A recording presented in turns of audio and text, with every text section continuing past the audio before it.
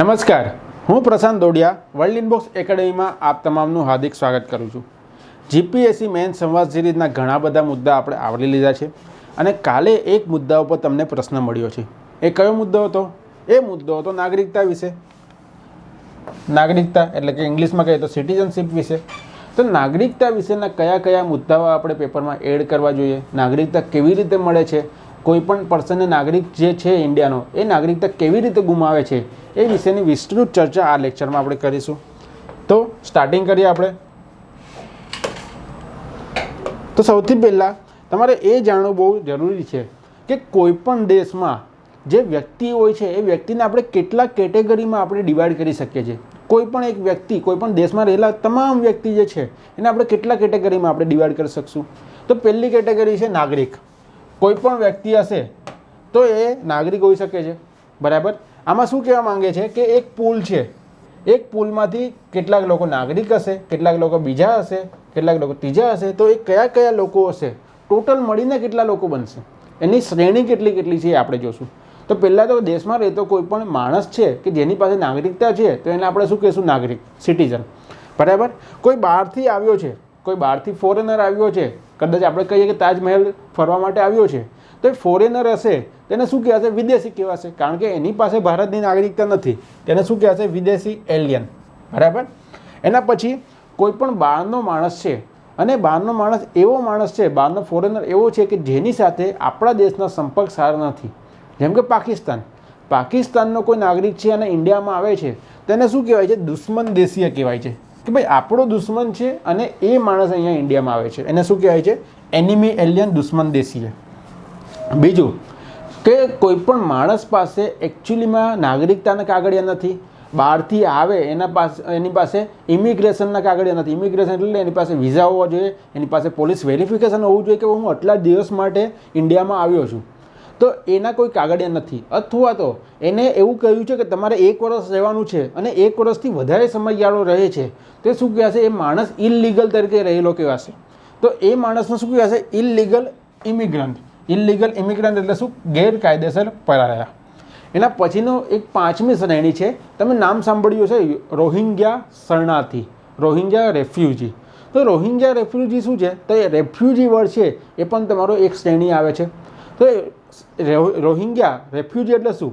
Refugee એટલે શું કહેવા માંગે છે? શરણાર્થી એટલે શું કહેવા માંગે છે કે બહારના દેશથી કોઈ ઇન્ડિયામાં અથવા તો બહારના દેશથી કોઈ એક દેશમાં વસ્યા છે અને એમને એ દેશની નાગરિકતા જોઈએ છે, જેમ કે ભારત છે તો ભારતમાં બાંગ્લાદેશથી લોકો અહીંયા એને વસે છે, એને આપણે કહીએ છીએ રોહિંગ્યા, અને એને ભારતની નાગરિકતા જોઈએ છે। તો જ્યાં સુધી ભારતની નાગરિકતા ના મળે ત્યાં સુધી શું કરે છે? દેશ એને સાચવે છે, એને થોડાક અધિકાર આપે છે, કે એને ખાવા પીવાનું, એને બેઝિક નેસેસિટી હોય છે એ એમની પૂરી કરે છે, તો એને શું કહે છે? શરણાર્થી કહેવાય છે। નેક્સ્ટ છે તમારા આશ્રય શોધનાર। આશ્રય શોધનારને શું કહેવાય છે? અસાયલમ સિકર। આશ્રય શોધનાર એટલે શું? કે જેને રેફ્યુજી બનવું છે, જે દેશમાં રહે છે પણ એને રેફ્યુજીનો ટેગ નથી મળ્યો હજી। બાંગ્લાદેશથી કદાચ કોઈ એક વ્યક્તિ આવે છે, 5 વર્ષથી રહે છે અને એને રેફ્યુજીનો ટેગ મળી ગયો છે, અને બાંગ્લાદેશથી કોઈ 2 મહિના પહેલાં જ આવ્યું છે અને હજી એને રેફ્યુજીનો ટેગ નથી મળ્યો, તો એને શું કહેવાશે? અસાયલમ સિકર કહેવાશે, આશ્રય શોધનાર કહેવાશે। તો આ રીતે દરેક વ્યક્તિ, કોઈ પણ વ્યક્તિને પકડશો તો આ 6 કેટેગરીની અંદર લાઈઝ કરતો હશે। આઈડિયા આવે છે? હવે કેટેગરી કેમ પાડે છે? કોઈ પણ દેશમાં આ રીતે કેટેગરી કેમ પાડે છે? કારણ કે નાગરિક જે હશે એને બધા જે ફંડામેન્ટલ રાઇટ, બધા જે એને અધિકાર હશે એ બધા મળશે, પણ જે વિદેશી હશે, વિદેશીને એને અધિકાર બધા નહીં મળે, થોડાક અધિકાર નહીં મળે। જેમ કે આપણે પર્ટિક્યુલર ઇન્ડિયાની વાત કરીએ તો ભારતના બંધારણમાં અનુચ્છેદ 15, અનુચ્છેદ 16, અનુચ્છેદ 19, અનુચ્છેદ 29 અને અનુચ્છેદ 30, આ 5 અનુચ્છેદમાં જે પણ અધિકાર આપ્યા છે એ અધિકાર વિદેશીને નહીં મળે, વિદેશીને મળવા પાત્ર છે નહીં, બરાબર। દુશ્મન દેશીયને કેમ અલગ કરે છે? કારણ કે એમને આ અધિકાર તો નહીં જ મળે, પ્લસ અનુચ્છેદ 22માં જે અધિકાર મળ્યો છે એ અધિકારમાં મળશે નહીં, બરાબર। પ્રિવેન્ટિવ ડિટેન્શન અને પ્યુનિટિવ ડિટેન્શનનો જે અધિકાર છે અનુચ્છેદ 22માં એ પણ અધિકાર મળશે નહીં। શરણાર્થી શું હોય છે? કે એમને બધા અધિકાર નથી મળતા, બેઝિક નેસેસિટી જ મળે છે, બરાબર। તો આ રીતે કોને કેટલા અધિકાર મળે છે એના માટે તમામ જે આખી વસ્તી હોય છે એને ડિવાઈડ કરવામાં આવે છે અલગ અલગ રીતે। આઈડિયા આવે છે? તો આ રીતે ભાગ પાડવામાં આવે છે. તો બેઝિક તમને બધાને આઈડિયા આવી ગયું કે દેશમાં આટલા લોકો હોય છે. કોઈ પણ દેશમાં તમે જશો તો કોઈ પણ વ્યક્તિને આ 6 શ્રેણીમાંથી એક શ્રેણીમાં તમે અંદર મૂકી શકશો. ધારો કે હું કહું તો હું પોતે શેમાં આવીશ? હું નાગરિકમાં આવીશ. તમે શેમાં આવશો? નાગરિકમાં આવશો. તમારા કોઈ ફ્રેન્ડ છે કે જેને ફોરેનની નાગરિકતા લીધી છે, કોઈ કેનેડા ગયું છે ને કેનેડાની નાગરિકતા લીધી છે, મિનિંગ શું? હવે ઇન્ડિયાની નાગરિકતા એની પાસે નથી, તો એ શેમાં આવશે? એ તમારા વિદેશીમાં આવશે, એલિયનમાં આવશે. આઈડિયા આવે છે વસ્તુ? ચલો હવે આગળ જોઈએ. આગળ એક કન્સેપ્ટ સમજાવું છું. એનસીઆર અને એનપીઆર તમે બહુ બધી સાંભળ્યું હશે. એનસીઆર અને એનપીઆર, એક છે તમારું એનસીઆર અને એક છે તમારું એનપીઆર. આરનો રજિસ્ટર મિનિંગ છે, એનનો મિનિંગ નેશનલ છે, સી અહીંયા શું થાય છે? સિટીઝન થાય છે, અને પી અહીંયા શું થાય છે? પોપ્યુલેશન થાય છે. સિટીઝન એટલે નાગરિક, પોપ્યુલેશન એટલે વસ્તી. હવે જ્યારે તમે વસ્તી ગણો છો ત્યારે વસ્તીમાં કોનો સમાવેશ થાય છે? તો વસ્તી એટલે શું કે ઇન્ડિયામાં વસ્તી ગણાતી હશે એ વખતે જેટલા લોકો હશે એ બધા કાઉન્ટ થઈ જશે. એનો મતલબ શું થયો કે કોઈ વિદેશથી આવીને કોઈ તાજમહેલ ફરવા માટે આવ્યું અને વસ્તી કાઉન્ટ કરતા હશે ત્યારે માણસ ત્યાં ઇન્ડિયામાં હશે, તાજમહેલમાં ફરતો હશે તો એ પણ કાઉન્ટ થઈ જશે, તો પણ એ આપણી વસ્તીમાં આવી જશે. આઈડિયા આવે છે? તો વસ્તી તમારું આ સર્કલ છે, આ જે આખું સર્કલ છે, આ સર્કલ તમારું કયું છે? વસ્તીનું સર્કલ છે. તો વસ્તીમાં કયા કયા લોકો આવશે? જે આપણે 6 શ્રેણી જોઈએ એ બધા તમારા આવી જશે. કોણ કોણ આવશે? પહેલું તો ભારતના જે વસતા નાગરિક છે એ આવશે. એના પછી ગેરકાયદેસર પરાયા, વિદેશી લોકો, દુશ્મન દેશીય લોકો, શરણાર્થી અને અસાયલમ સીકર, આશ્રય શોધનાર. મિનિંગ શું? કે જ્યારે વસ્તી ગણતરી થતી હશે ત્યારે દેશમાં ગમે એ વ્યક્તિ હશે આવીને રહેતો હશે, દુશ્મન દેશીય પાકિસ્તાનનો પણ આવીને રહેતો હશે, તે વસ્તીમાં કાઉન્ટ થઈ જશે, એનસીઆરમાં કાઉન્ટ થઈ જશે. આઈડિયા આવે છે વસ્તુ? સોરી, એનપીઆરમાં કાઉન્ટ થઈ જશે. બરાબર. હવે બીજું શું કીધું છે કે ભાઈ એનસીઆર એટલે કે નેશનલ સિટીઝન રજિસ્ટર એટલે દેશના નાગરિક કોણ કહેવાશે? તો દેશના નાગરિક કોણ કહેવાશે? જે દેશમાં રહેતા નાગરિક હશે એ તો કહેવાશે જ.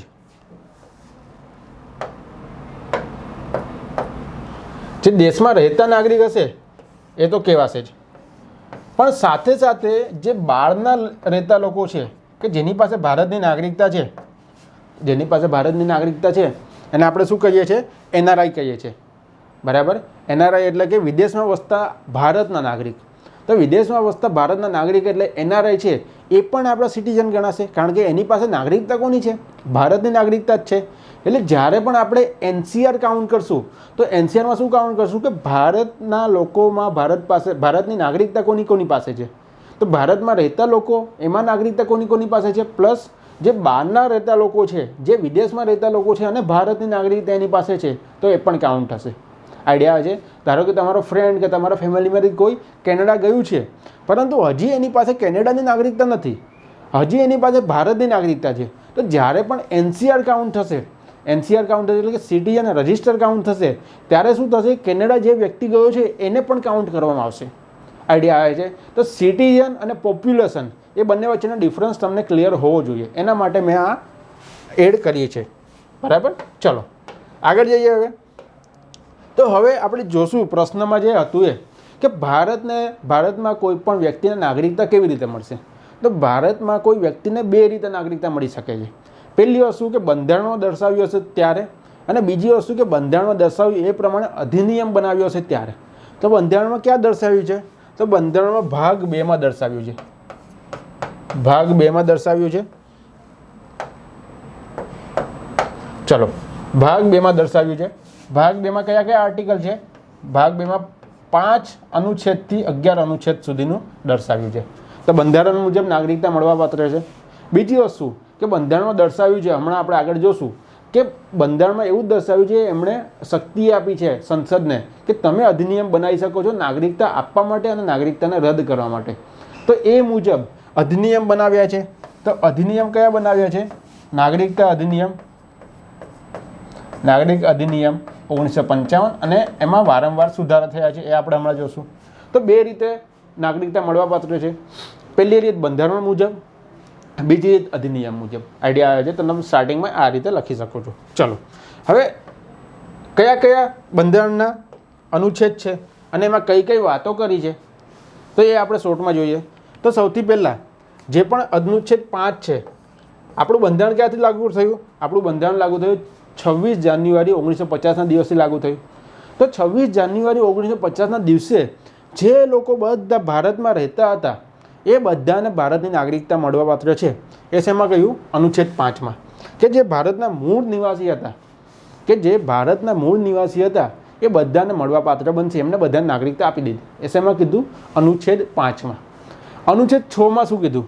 અનુચ્છેદ 6માં કીધું કે જે પાકિસ્તાનથી સ્થળાંતરિત થયા હોય, એટલે શું કે 1947માં આપણા ભાગલા પડ્યા.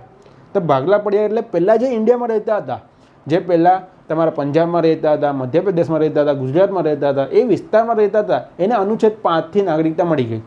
પણ જે લોકો કરાચીમાં રહેતા હતા, જે લોકો બલુચિસ્તાનમાં રહેતા હતા અને 1947માં ભાગલા પડ્યા અને ઇન્ડિયામાં આવ્યા, તો એને કેવી રીતે નાગરિકતા મળશે? એને અનુચ્છેદ 6 પ્રમાણે નાગરિકતા મળશે. આઈડિયા આવે છે વસ્તુ? બરાબર, ક્લિયર? અનુચ્છેદ 7માં શું કહે છે? અનુચ્છેદ 7માં શું કહે છે? અનુચ્છેદ 7માં એવું કહે છે કે જ્યારે ભાગલા પડ્યા એ દરમિયાન પાકિસ્તાન જતા રહ્યા. પાકિસ્તાન જતા એક પર્ટિક્યુલર ડેટ છે, આપણે હમણાં ડેટ પણ જોશું. બરાબર, 1 માર્ચ 1947ની ડેટ છે, એ આપણે જોશું હમણાં ડિટેલમાં.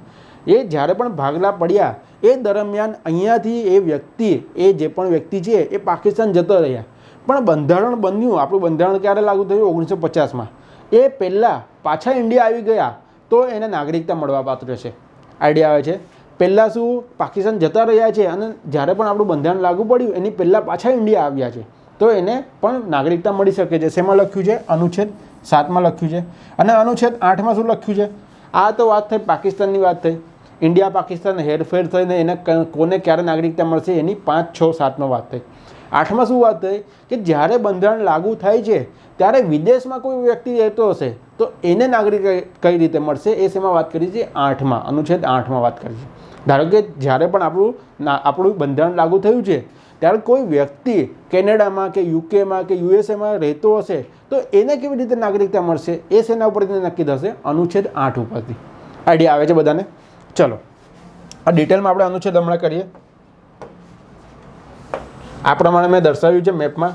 અનુચ્છેદ 5 એટલે ભારતમાં રહેતા લોકો, અનુચ્છેદ 6 એટલે કે પાકિસ્તાનથી આવતા લોકો, અનુચ્છેદ 7 એટલે કે ભાઈ ઇન્ડિયાથી પાકિસ્તાન ગયા અને પાકિસ્તાનથી પાછા ઇન્ડિયા આવ્યા એ લોકો, અને અનુચ્છેદ 8 કે જે લોકો વિદેશથી આવે છે એ લોકો. બરાબર, આ મેપથી તમને આઈડિયા આવી જતો હશે. ચલો, હવે એક એક અનુચ્છેદ આપણે ડિટેલમાં જોઈએ. તો પહેલાં તો અનુચ્છેદ 5 જોઈએ. તો એમાં શું લખ્યું છે કે 26 જાન્યુઆરી 1950ના દિવસે કોઈ પણ વ્યક્તિ ભારતમાં રહેતો હશે અને 3 શરત આપી. 3 શરતમાંથી કોઈ પણ એક શરતને ફૂલફિલ કરતો હશે તો એ ભારતનો નાગરિક ગણાશે. કઈ 3 શરત આપી? પહેલી શરત આપી કે એ વ્યક્તિ ભારતમાં જન્મ થયો હશે. ભારતમાં એટલે શું કે આપણું હમણાંનું જે ઇન્ડિયા છે એમાં જન્મ થયો હશે. બીજી વસ્તુ શું કીધી કે વ્યક્તિનો ભારતમાં જન્મ નહીં થયો હોય, કદાચ બહાર જન્મ થયો હશે, પણ એના માતા પિતામાંથી કોઈ પણ એક વ્યક્તિનો ભારતમાં જન્મ થયો હોય. કોઈ પણ એક છે, બંનેનો નથી, કોઈ પણ એક છે. એટલે કે કાં તો માતાનો, કાં તો પિતાનો, કાં તો બંનેનો. એ બંનેમાંથી કોઈ પણ એકનો ભારતમાં જન્મ થયો હશે તો પણ એને નાગરિકતા મળશે. બરાબર? અથવા તો કોઈનો પણ જન્મ ભારતમાં નહીં થયો, એના માતા પિતાનો જન્મ પણ ભારતમાં ન થયો હોય, એ જે વ્યક્તિ છે એનો જન્મ પણ ભારતમાં ન થયો હોય, પરંતુ જ્યારે પણ બંધારણ લાગુ પડ્યું એના પહેલાં 5 વર્ષથી ઇન્ડિયામાં વસતો હશે, તો શું કહેવાશે? એને ભારતનો નાગરિક આપી શકાશે અનુચ્છેદ 5 પ્રમાણે. એટલે કે 26 જાન્યુઆરી 1950ના દિવસે આપણું બંધારણ લાગુ થયું. તો 26 જાન્યુઆરી 1945થી ભારતમાં વસતો હશે તો એને ભારતનું નાગરિકતા મળશે અનુચ્છેદ 5 મુજબ. આઈડિયા આવે છે? તો ભારતમાં રહેતા લોકોને નાગરિકતા અનુચ્છેદ 5 મુજબ મળશે. એમાં 3 શરત છે, 3માંથી કોઈ પણ એક ફૂલફિલ કરશે તો પણ એને નાગરિકતા મળશે. પહેલું કે પોતે જન્મ ભારતમાં થયો હશે, બીજું કે માતા અથવા પિતા અથવા બંનેનો જન્મ ભારતમાં થયો હશે, ત્રીજી વસ્તુ કે જ્યારે બંધારણ લાગુ થયું એના 5 વર્ષ પહેલાં ભારતમાં રહેતો હશે. તો અનુચ્છેદ 5 ક્લિયર છે? ચલો, અનુચ્છેદ 6. અનુચ્છેદ 6માં શું લખ્યું છે કે પાકિસ્તાનથી ભારત જે લોકો આવ્યા છે એને નાગરિકતા કેવી રીતે મળશે? તો પાકિસ્તાનથી ભારત આવ્યા છે એના માટેની સ્પેસિફિક ડેટ આપી છે કે 18 જુલાઈ 1948. કોઈ પણ વ્યક્તિ 18 જુલાઈ 1948 પહેલાં જો પાકિસ્તાનથી ભારતમાં આવ્યું છે તો ડાયરેક્ટ એનો ભારતનો નાગરિક ગણાશે. પણ 18 જુલાઈ 1948 પછી, એના પછી જો આવ્યું છે તેમણે શું કરવું પડશે? પહેલાં 6 મહિના ઇન્ડિયામાં રહેવું પડશે. પહેલાં 6 મહિના ઇન્ડિયામાં રહેવું પડશે અને પછી અરજી કરવી પડશે. ત્યારે એને નાગરિકતા મળશે. તો પાકિસ્તાનથી કોઈ પણ ભારતમાં આવે છે તો એને નાગરિકતા કેવી રીતે મળશે? તો 2 રીતે મળશે કે જો 19 જુલાઈ 1948ના પહેલાં જો આવ્યો છે તો ડાયરેક્ટ એને નાગરિકતા મળી જાય, તો એને કાગળ બાગળ કંઈ કરવાની જરૂર નથી. પણ એ ડેટ જે આપણે કહીએ એના પછી કોઈ વ્યક્તિ આવે છે તો એને શું કરવું પડશે? પહેલાં તો 6 મહિના ઇન્ડિયામાં રહેવું પડશે. એના પછી 6 મહિના પછી એ એપ્લિકેશન આપી શકે કે ભાઈ મને ભારતની નાગરિકતા જોઈએ છે, તો એને મળવા પાત્ર થશે. આઈડિયા આવે છે? તો આ હતું અનુચ્છેદ 6. હવે આપણે જોઈએ અનુચ્છેદ 7. અનુચ્છેદ 7માં મેં તમને જેમ કીધું એમ ઇન્ડિયાથી પાકિસ્તાન ગયા અને પાકિસ્તાનથી ઇન્ડિયા પાછા આવ્યા, તો એને કઈ રીતે મળશે? બરાબર.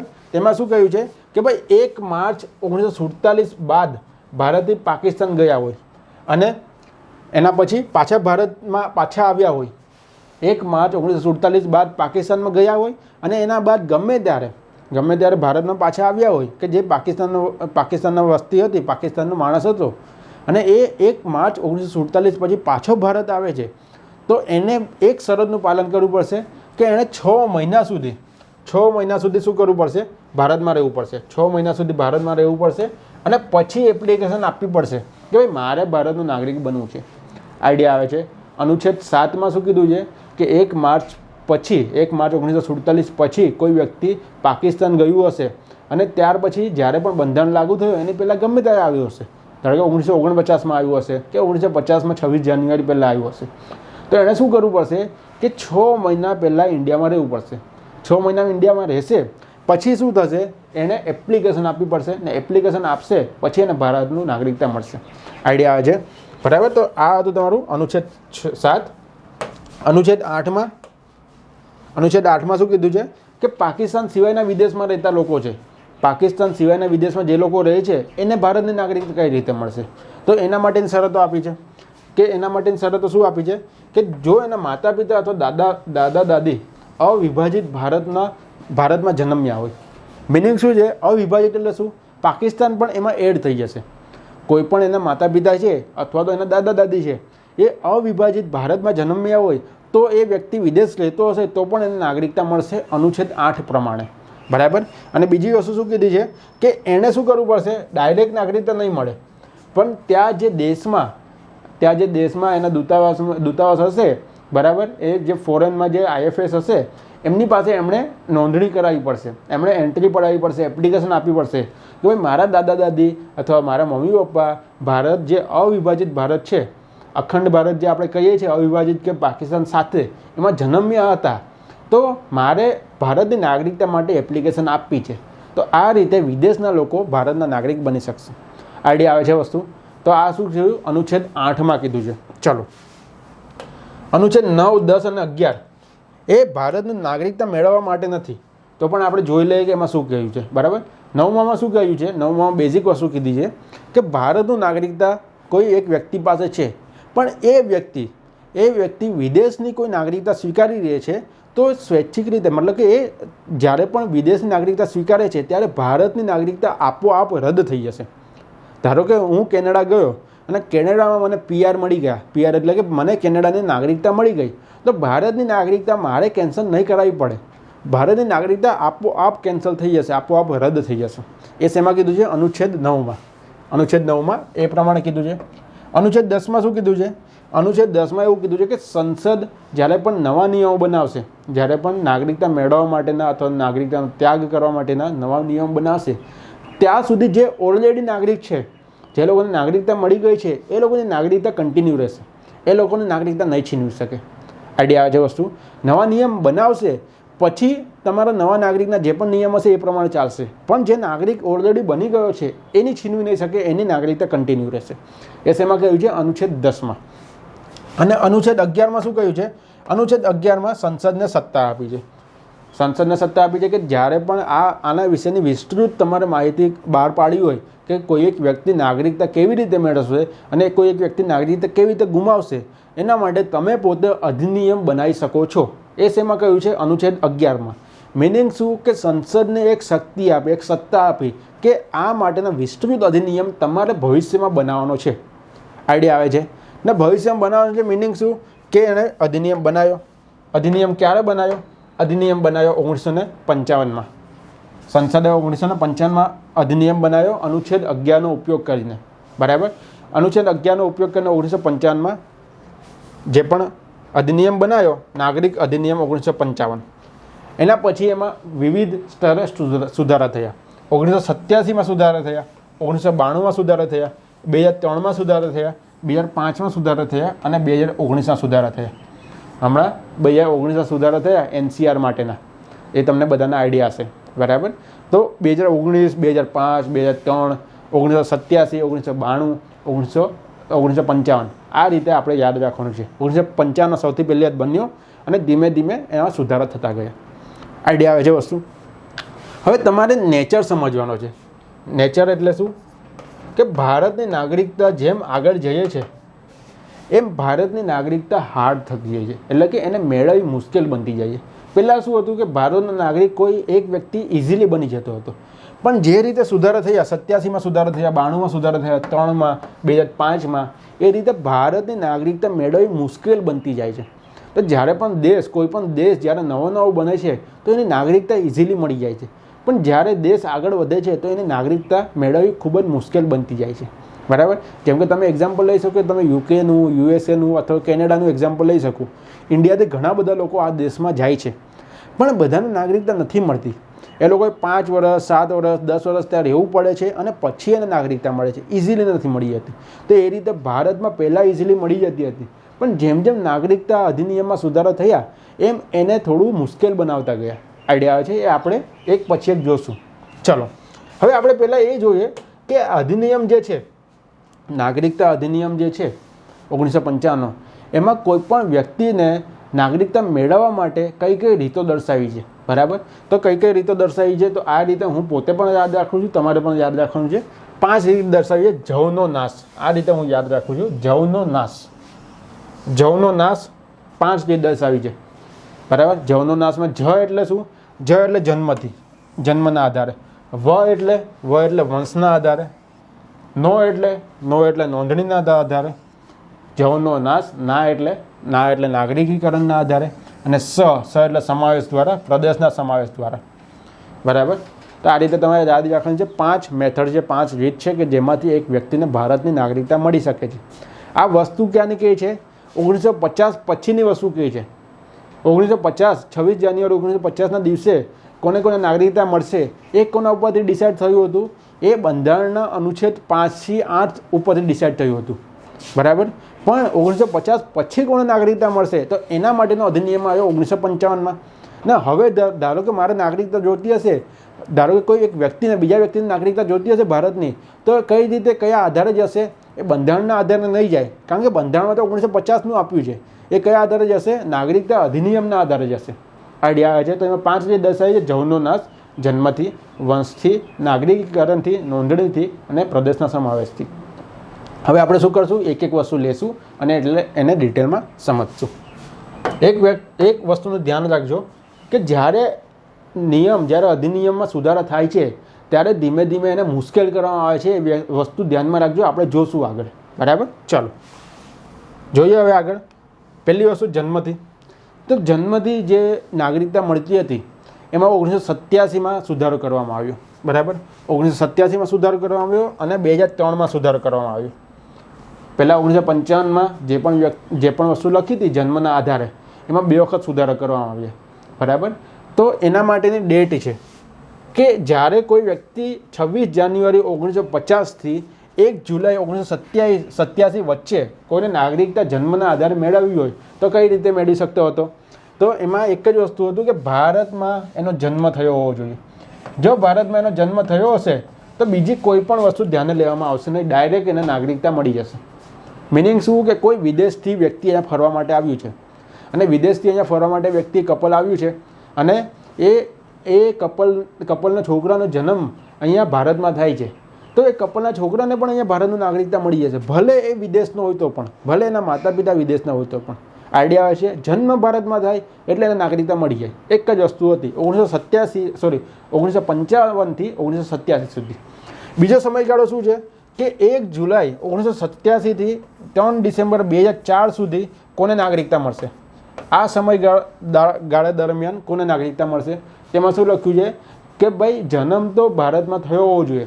2 શરત છે. જન્મ તો ભારતમાં થયો હોવો જોઈએ. બીજી વસ્તુ શું કે માતા પિતામાંથી કોઈ પણ એક વ્યક્તિ ભારતનો નાગરિક હોવો જોઈએ. માતા પિતામાંથી કોઈ પણ એક વ્યક્તિ ભારતનો નાગરિક હોવો જોઈએ. મિનિંગ શું? પહેલાં શું હતી શરત? ખાલી જન્મ. હવે શરતને એડ કરી કે જન્મ પ્લસ માતા પિતામાંથી ભારતનો નાગરિક હોવો જોઈએ. આઈડિયા આવે છે વસ્તુ? હજી મુશ્કેલ કરશે આગળ જતાં. 3 ડિસેમ્બર 2004થી આજ સુધી આજે આ લાગુ છે. આજે જન્મથી કોઈને નાગરિકતા મેળવી હોય તો આ રીતે લાગુ છે. તેમાં શું કીધું કે એમાં 3 શરત કીધી. પહેલી વસ્તુ કે જન્મ હોવો જોઈએ, જન્મ ઇન્ડિયામાં હોવો જોઈએ. બીજી વસ્તુ કીધી કે માતા પિતા બંને ભારતના નાગરિક હોવા જોઈએ. પહેલાં શું હતું? માતા પિતામાંથી કોઈ એક. આમાં શું કીધું? માતા પિતા બંને ભારતના નાગરિક હોવા જોઈએ. અને એક અથવામાં પણ આપ્યું છે કે માતા પિતા બંને ભારતના નાગરિક નહીં હશે ચાલશે, બેમાંથી કોઈ એક પણ હશે ચાલશે, પણ જે બીજો વ્યક્તિ છે, બીજો વ્યક્તિ ગેરકાયદેસર સ્થળાંતરિત ન હોવો જોઈએ, એટલે કે ઇલીગલ ઇમિગ્રન્ટ ન હોવો જોઈએ. આઈડિયા આવે છે? મિનિંગ શું કે નાગરિકતાને હજી મુશ્કેલ બનાવી. 2004 પછી નાગરિકતાનો જન્મ હોવો જોઈએ, માતા પિતા બંને ભારતના નાગરિક હોવા જોઈએ, અથવા બેમાંથી એક હશે ચાલશે, પણ બીજો જે વ્યક્તિ જે ભારતનો નાગરિક નથી એ ઇલીગલ ઇમિગ્રન્ટ ન હોવો જોઈએ. આઈડિયા આવે છે? તો આ રીતે મુશ્કેલ બનાવીએ. તો જન્મના આધારે 3 સમયગાળા આપણે ધ્યાને રાખવાના છે. ચલો હવે બીજું છે જવનો નાશ, એટલે કે વ એટલે વંશના આધારે. વંશના આધારે શું કહેવા માંગે છે કે ભારત દેશની બહાર કોઈ જન્મેલા બાળક છે. આજે કોઈ પણ વ્યક્તિ, તમારો ફ્રેન્ડ કે તમારો ફેમિલી મેમ્બર જાય છે, કપલ જાય છે બહારના દેશમાં અને ત્યાં રહેઠાણ કરે છે અને પોતે ભારત દેશના અહીંયાના નાગરિક છે અને ત્યાં જન્મ થાય છે, ત્યાં એમના બાળકનો જન્મ થાય છે, તો એ બાળકને નાગરિકતા કેવી રીતે મળશે? એને શું કહેવાય છે? વંશના આધારે. બરાબર? તો બહારના લોકો કે જે ભારતમાં બહાર કોઈ જન્મ થાય છે બાળકનો કે જે ભારતના નાગરિક છે, તો એને ભારતની નાગરિકતા કઈ રીતે મળશે? એ બાળકને ભારતની નાગરિકતા કઈ રીતે મળશે? તો એમાં પણ 2 સમયગાળા છે, 3 સમયગાળા છે. 26 જાન્યુઆરી 1950થી 10 ડિસેમ્બર 1992 સુધી. આ સમયગાળામાં શું કહ્યું હતું? આ સમયગાળામાં કહ્યું હતું કે પિતા, ખાલી પિતા ભારતના નાગરિક હશે તો જ, માતા હશે તો નહીં ગણાય. આ સમયગાળામાં 1955થી 92માં વંશના આધારે શું કીધું કે ખાલી પિતા ભારતનો નાગરિક હોવો જોઈએ. માતા હશે તો માતાને ધ્યાને લેવામાં આવશે નહીં. મિનિંગ શું કે લિંગ પક્ષપાત હતો, કે ખાલી પુરુષને ધ્યાનમાં રાખતો તો સ્ત્રીને ધ્યાનમાં નહોતો લાગતો. એટલે 1992માં એમાં ચેન્જ કરવામાં આવ્યું. એમાં શું કહેવામાં આવ્યું કે માતા પિતામાંથી કોઈ પણ હશે ચાલશે, માતા પિતામાંથી કોઈ પણ એક હશે ચાલશે. આ શું લિંગ પક્ષપાત જે હતો એને સુધારો કર્યો. એને મુશ્કેલ નથી બનાવ્યું, પણ ખાલી સુધારો કર્યો છે લિંગ પક્ષપાતને. હવે 1992થી 2004 વચ્ચે કેવી રીતે મળશે? એ હતું તમારું કોઈ પણ એક માટે. બરાબર? આ કિસ્સામાં માતા પિતામાંથી કોઈ પણ એક. 2004 પછી એને મુશ્કેલ બનાવ્યો પાછો. કઈ રીતે મુશ્કેલ બનાવ્યો? એમાં 2-3 શરત કીધી કે માતા પિતામાંથી કોઈ એક ભારતનો નાગરિક હોવો જોઈએ, કમ્પલસરી છે. પ્લસ જ્યારે પણ બાળકનો જન્મ થાય છે ત્યારે તમારે કમ્પલસરી 1 વર્ષની અંદર તમારે શું કરવું પડશે? નોંધણી કરવી પડશે દૂતાવાસમાં. જે પણ દેશમાં રહેતા હશે ત્યાં ભારતના જે દૂતાવાસ હશે એમાં તમારે નોંધણી કરવી પડશે. એટલે કે ધારો કે યુએસએ કોઈ રહે છે તો યુએસએમાં જે પણ IFS ઓફિસર હશે, જ્યાં દૂતાવાસ હશે આપણું, ત્યાં એમણે નોંધણી કરવી પડશે 1 વર્ષની અંદર. જો 1 વર્ષની અંદર નહીં કરે તો શું થશે? તો એને ભારતનું નાગરિકતા નહીં મળશે. પણ તો પણ એક એક્સેપ્શન છે, ભારતનું નાગરિકતા મળી શકે છે. કઈ રીતે? કે ભારત સરકારને મંજૂરી કરશે, ભાઈ હું ભૂલી ગયો છે, મારાથી ભૂલ થઈ ગઈ છે, હવે મારા બાળકને નાગરિકતા જોઈએ છે, તમે પ્લીઝ મારા બાળકને નાગરિકતા આપો. જો ભારત સરકાર એને એક્સેપ્ટ કરશે તો એને નાગરિકતા મળી જશે. આઈડિયા આવે છે? તો ભારત દેશની સરકાર જે છે એ એક્સેપ્ટ કરશે તો એને ભારતનું નાગરિકતા મળી જશે. તો આ રીતે હાલમાં આ સિસ્ટમ છે વંશના આધારે. ચલો હવે આપણે જોશું નોંધણીના આધારે. નો એટલે નોંધણીના આધારે. બરાબર? નોંધણીમાં શું કીધું છે કે ગેરકાયદેસર સ્થળાંતરિત સિવાયની વ્યક્તિ ભારત સરકાર પાસે નોંધણી કરાવી નાગરિકતા મેળવી શકે છે. બરાબર? ભારત સરકાર પાસે બહારથી કોઈ આવેલા લોકો છે અથવા તો ભારતમાં વસતા લોકો છે, એને નાગરિકતા ક્યારે મળશે એના માટે શું છે? નોંધણી થકી ભારતની નાગરિકતા મળવા પાત્ર છે. પણ એમાં ઇલીગલ ઇમિગ્રન્ટ કે જે ગેરકાયદેસર સ્થળાંતરિત થયેલા લોકો છે એને નહીં મળે ભારતની નાગરિકતા. આમાં ટોટલ 5 શરત આપી છે અને 5 શરતમાંથી કોઈ પણ એક શરત લાગુ પડતી હોય તો પણ ચાલશે. 5 શરત છે, 5 શરતમાંથી કોઈ પણ એક, બધી શરતની જરૂર નથી, કોઈ પણ એક લાગુ પડશે તો પણ એને ભારતનું નાગરિકતા મળશે. પહેલી વસ્તુ શું કીધી છે કે નોંધણી પહેલાં 7 વર્ષ સુધી ભારતમાં રહ્યો હોય. કોઈ પણ વ્યક્તિ છે એ 7 વર્ષ સુધી ભારતમાં રહેશે પછી એ નાગરિકતા માટે એપ્લિકેશન આપી શકે છે. બરાબર. બીજી વસ્તુ શું કીધી છે? બીજી વસ્તુ એવી કીધી છે કે ભારતનો નાગરિક કોઈ છે એ વિદેશી નાગરિક સાથે લગ્ન કરે છે અને વિદેશી નાગરિકને અહીંયા ભારતમાં લઈ આવે છે. તો જે વિદેશી નાગરિક છે એને ભારતની નાગરિકતા ક્યારે મળશે? જે લગ્ન કરીને આવ્યો છે. તો એ વ્યક્તિ 7 વર્ષ સુધી ભારતમાં રહેશે, કે લગ્ન કર્યા હોય તો નોંધણી પહેલાં 7 વર્ષ સુધી ભારતમાં રહેશે અને પછી એપ્લિકેશન આપશે તો એને ભારતનું નાગરિકતા મળશે. બરાબર. પછી બીજી વસ્તુ કે ભારતના નાગરિક હોય અને ભારતનો નાગરિક હોય એનો કોઈ છોકરો છે કે જે વિદેશમાં છે અને વિદેશમાં એ સગીર હોય એટલે શું કે 18 વર્ષથી ઓછી ઉંમરનો છે અને એના માતા પિતા જે છે એના માતા પિતા પાસે ભારતની નાગરિકતા છે તો પણ એને નાગરિકતા મળશે ભારતની નોંધણી થકી, કે એ નોંધણી કરાવશે તો મળશે. આઈડિયા આવે છે વસ્તુ? ચલો નેક્સ્ટ વસ્તુ શું કે પૂર્ણ ઉંમરવાળા એટલે 18 વર્ષથી વધારે ઉંમરવાળા છે અને એના માતા પિતા પણ ભારતના નાગરિક છે તો પણ એને મળશે નોંધણી થકી. આઈડિયા આવે છે? ને લાસ્ટ વસ્તુ શું કીધી છે કે આપણે હમણાં જોશું OCI કાર્ડ આવે છે, એક ઓવરસીઝ નાગરિકનું કાર્ડ હોય છે, ઓવરસીઝ સિટીઝનનું એક કાર્ડ હોય છે. બરાબર. તો એ ઓવરસીઝ કાર્ડ હશે, કોઈ વ્યક્તિ પાસે ઓવરસીઝ કાર્ડ છેલ્લા 5 વર્ષથી હશે તો એને શું કરવું પડશે? ખાલી ભારતમાં 1 જ વર્ષ રહેવું પડશે ને પછી એ એપ્લિકેશન આપી શકે છે. આઈડિયા આવે? તો 5 શરત શું છે? પહેલી શરત કે ભારતમાં 7 વર્ષ રહેલા હશે પછી નોંધણી કરી શકે. બીજી શરત શું છે કે ભાઈ ભારતમાં કોઈ પણ વ્યક્તિ સાથે લગ્ન કર્યા હોય અને 7 વર્ષ રહેશે તો નોંધણી કરી શકે. ત્રીજી વસ્તુ સગીર વયના જેના માતા પિતા ભારતના નાગરિક છે. ચોથી વસ્તુ પૂર્ણ ઉંમરવાળા કે જેના માતા પિતા ભારતના નાગરિક છે. અને પાંચમી વસ્તુ શું કીધી કે જેની પાસે OCI ઓવરસીઝનો જે કાર્ડ છે આવે છે એ કાર્ડ હશે છેલ્લા 5 વર્ષથી તો 1 વર્ષ ભારતમાં રહેવું પડશે અને પછી એપ્લિકેશન આપી શકશે. આઈડિયા આવે છે? ચલો તો આ રીતે છે તમારું નોંધણી દ્વારા જવનો નાશ. તો ના થઈ શું આવશે? નાગરિકીકરણ. હવે નાગરિકીકરણ કોના માટે છે? તો નાગરિકીકરણ જે વિદેશથી જે ભારતમાં આવે છે અને વિદેશના લોકોને ભારતની નાગરિકતા જોઈએ છે એના માટે છે નાગરિકીકરણ. ધારો કે આપણે અહીંયાથી કેનેડા જઈએ ને આપણે કેનેડાની નાગરિકતા જોઈતી હોય તો એ પ્રોસેસને શું કહેવાય છે? નાગરિકીકરણ કહેવાય છે. બરાબર. તો વિદેશમાંથી આવતા લોકોને કે જેને ભારતની નાગરિકતા જોઈએ છે એને શું કહેવાય છે? નાગરિકીકરણ કહેવાય છે. તો એમાંથી આ બધી શરતનું પાલન થતું હોવું જોઈએ. 5 શરતનું. નોંધણીમાં શું હતું? 5માંથી 1 શરતનું પાલન થતું તો ચાલશે. આમાં શું છે? 5 શરતનું પાલન થતું હોવું જોઈએ. પહેલી શરત શું છે કે ઇલીગલ ઇમિગ્રન્ટ ગેરકાયદેસર સ્થળાંતરિત ન હોવા જોઈએ. બરાબર. બીજી શરત શું છે કે કોઈ પણ આપણે ભારત દેશ કોઈ પણ બીજા દેશને એનિમી માને છે એટલે કે દુશ્મન માને છે તો એવા વ્યક્તિ ન હોવો જોઈએ. ધારો કે આપણે કહીએ કે ચાઇના અને પાકિસ્તાનને આપણે દુશ્મન માનીએ છીએ તો પાકિસ્તાનનો કોઈ વ્યક્તિ આવીને એમ કહેશે કે ભાઈ મારા નાગરિકીકરણથી મારે સિટીઝનશીપ જોઈએ છે તો એને નહીં મળશે. બરાબર. બીજી વસ્તુ શું કે દુશ્મન દેશીય ન હોવો જોઈએ. બરાબર. ત્રીજી વસ્તુ શું છે કે જૂના દેશની નાગરિકતા જે પણ છે એ છોડવા માટે વચન આપતો હોવો જોઈએ. મિનિંગ શું થયો? કોઈ કેનેડાનો વ્યક્તિ આવે છે અને ઇન્ડિયામાં આવે છે અને કહે કે મને નાગરિકીકરણ દ્વારા મને ભારતની નાગરિકતા જોઈએ છે તો નાગરિકીકરણ દ્વારા ભારતની નાગરિકતા જોઈએ એનો મિનિંગ શું કે ભાઈ એને કેનેડાની નાગરિકતા છોડવી પડશે. જો એ વચન આપે કે ભાઈ હું કેનેડાની નાગરિકતા છોડવા માટે રેડી છું તો તમે મને ભારતની નાગરિકતા આપો તો ત્યારે એને ભારતની નાગરિકતા મળશે કે જે પણ દેશનો છે એની નાગરિકતા છોડવા માટે રેડી હશે. બીજી વસ્તુ શું કે બંધારણમાં જે 8મી અનુસૂચિ આપી છે, 8મી અનુસૂચિ એટલે ભાષા માટેની છે શેડ્યુલ 8.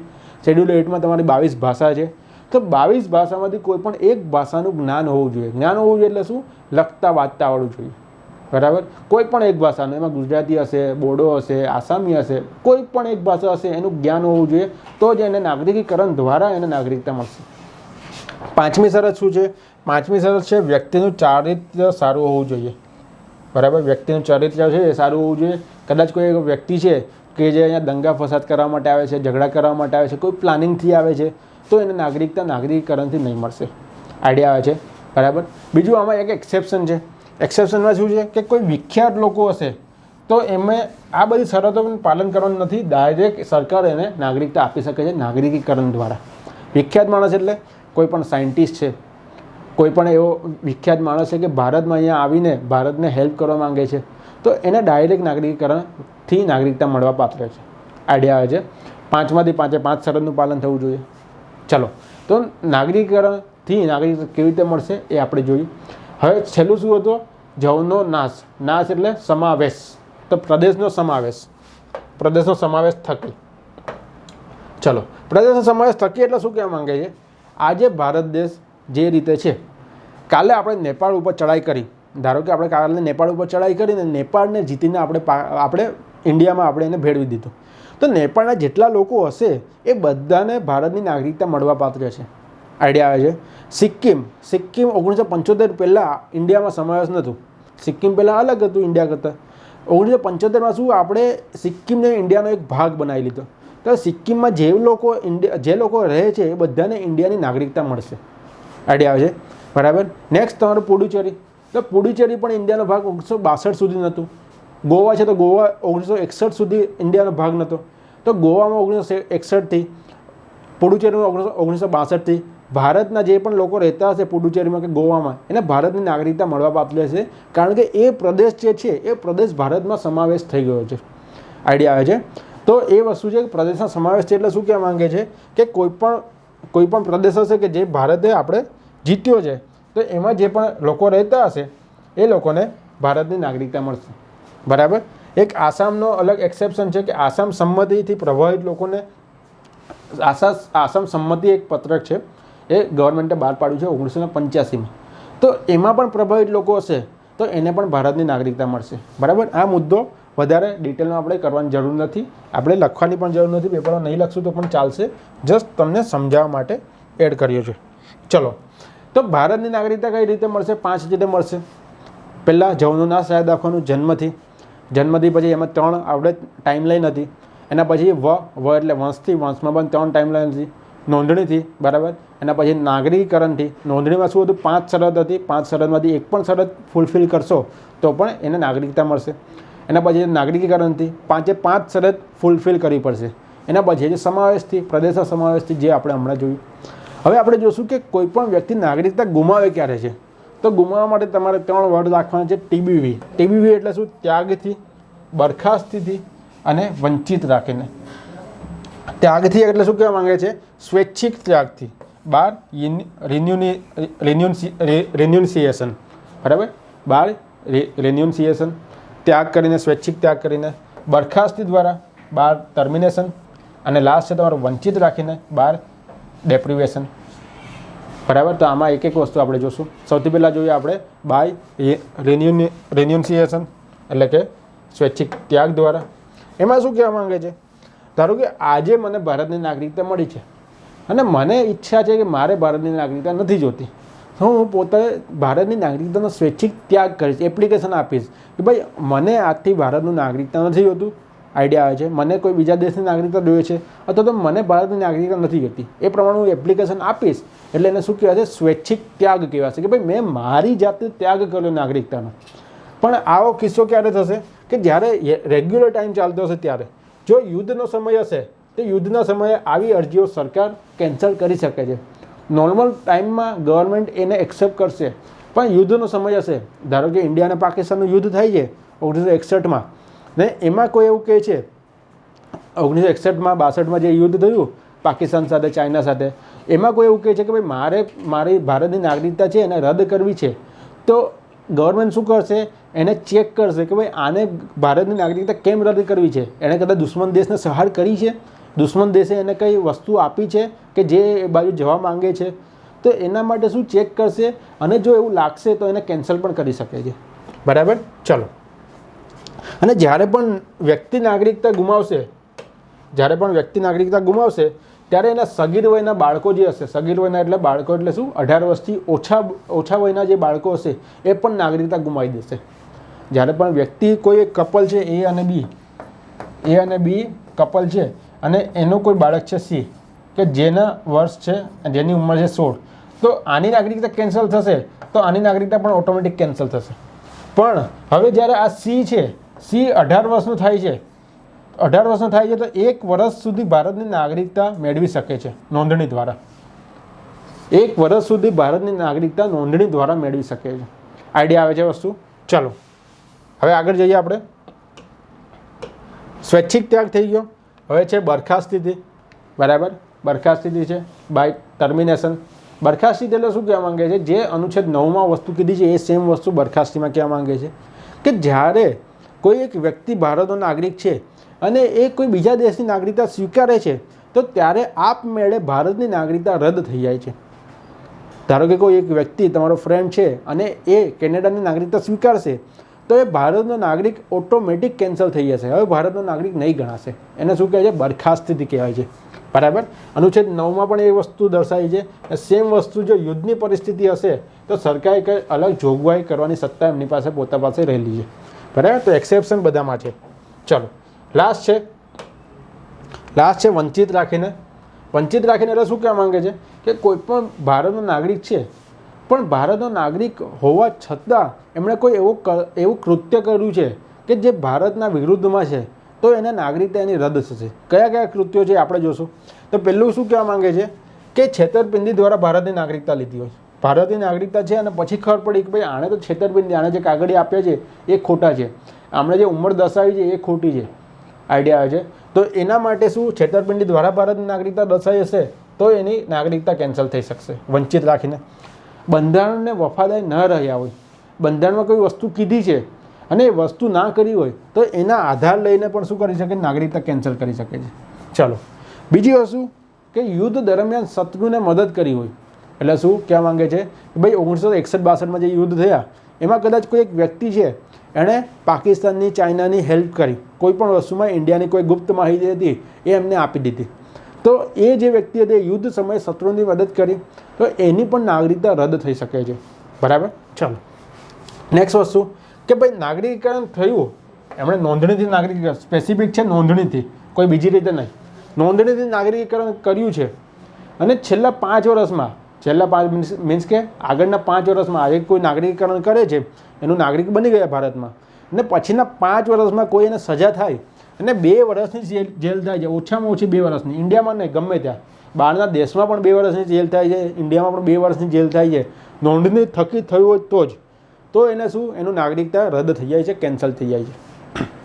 બરાબર, નેક્સ્ટ વસ્તુ છે લાસ્ટ કે ભારતના નાગરિક છે છતાં પણ 7 વર્ષથી ભારતમાં આવ્યા જ નથી.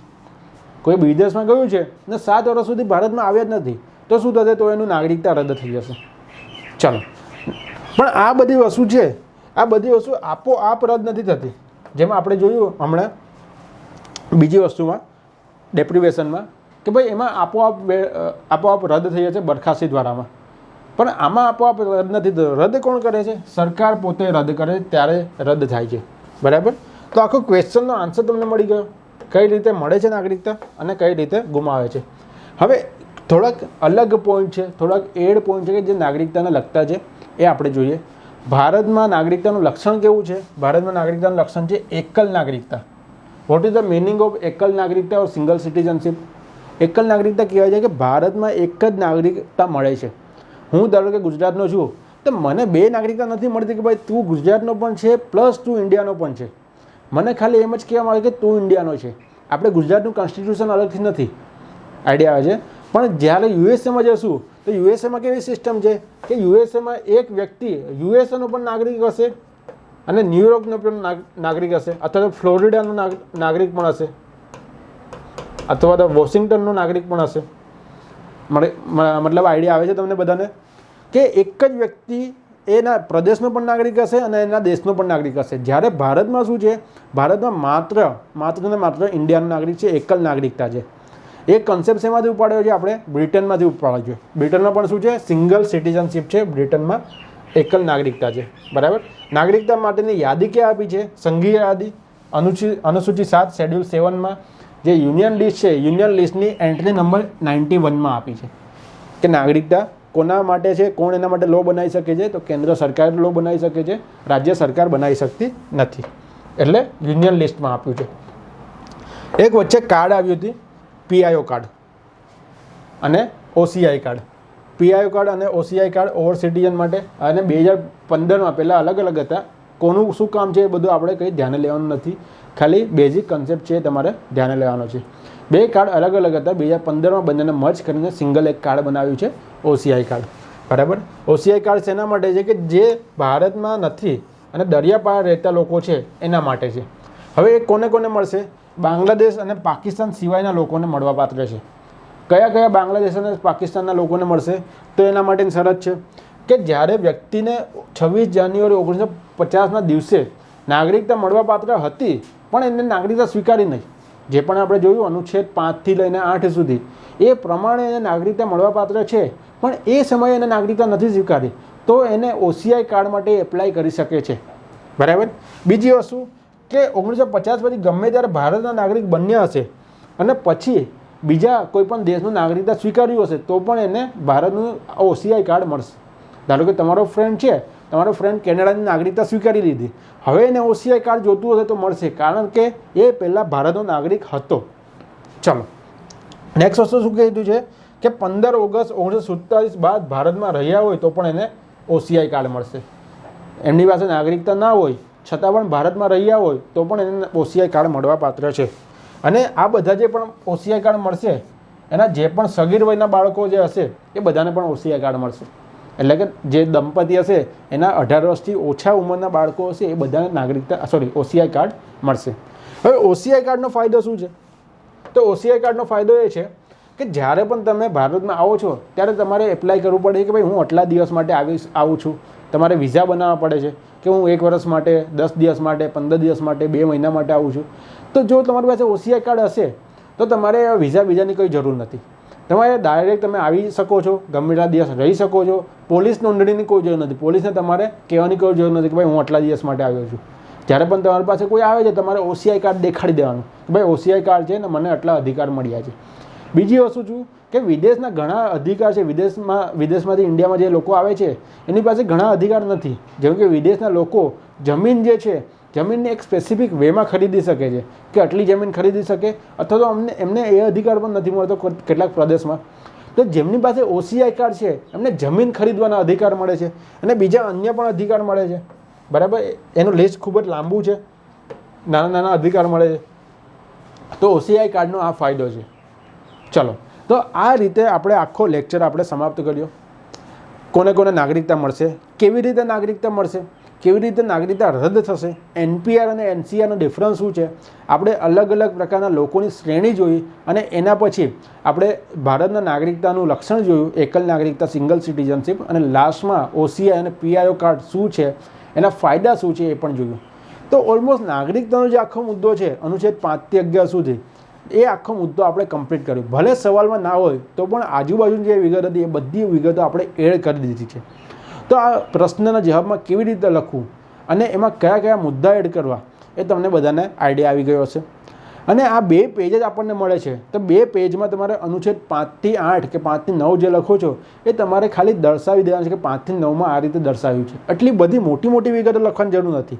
અને સમયગાળો હશે, આપણે જેમ કે જોયું કે જન્મના આધારે 3 સમયગાળા દર્શાવવાની જરૂર નથી. 1-2 લાઇનમાં તમારે આ રીતે લખી દેવાનું છે. બરાબર. એ જ રીતે તમારે ટૂંકું લખીને બધી વિગતો તમારે એડ કરવાની છે કે જેથી તમારે ડાયમેન્શન વધારે દેખાય. કોઈ પણ પ્રશ્નમાં જ્યારે તમને વધારે માર્ક ક્યારે મળશે કે જ્યારે તમારા ડાયમેન્શન તમારા વધારે એડ હશે. તમને કોઈ પણ એક નિબંધ પૂછાયો છે એક વસ્તુ ઉપર પણ તમે ખાલી ઇકોનોમિક વિશે આખો નિબંધ લખ્યો છે તો તમને વધારે માર્ક નહીં મળે. ભલે તમે ગમે એટલું સારું લખ્યું હશે પણ તમે એમાં ઇકોનોમિક સાથે જોગ્રાફી સાથે હિસ્ટ્રી સાથે તમે કોઈ એન્વાયરમેન્ટને એ બધા ટોપિકના ડાયમેન્શન કવર કર્યા હશે અને એમાં તમે બેઝિક ઇન્ફોર્મેશન લખી હશે તો પણ તમને વધારે માર્ક મળવા પાત્ર થશે. કારણ કે એમાં શું જોઈએ કે તમારો વ્યૂ પોઈન્ટ કેવો છે, તમે સબ્જેક્ટને ઇન્ટરકનેક્ટ કેવી રીતે કરો છો એ મેઇન વસ્તુ છે. તો આ રીતે તમારે ડાયમેન્શન વધારે એડ કરવાના છે. ચલો, તો આ પ્રશ્ન તમને સમજ પડી ગશે. તો આજના દિવસ માટે હું રજા લઉં છું. આપણે ફરી મળીશું નવા ટોપિક સાથે. ત્યાં સુધી જય હિન્દ, જય ભારત.